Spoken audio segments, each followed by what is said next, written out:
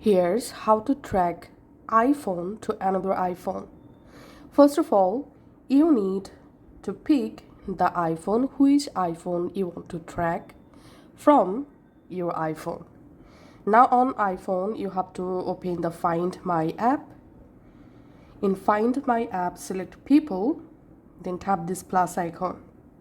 Now tap on Share My Location. Once you successfully selected your phone number, tap on Done. And now share my location, select here a duration. You can select indefinitely to share this iPhone location to your iPhone for permanently. So select any duration from here, and here as you can see, this iPhone location is now started to share to my another iPhone. Now all you have to need, go to the iPhone from which iPhone you want to track your different iPhone.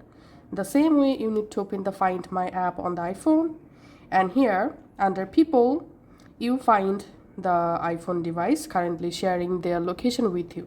From here you can actually go to device and select the iPhone you want to track location, and from here you will be able to easily track the iPhone location.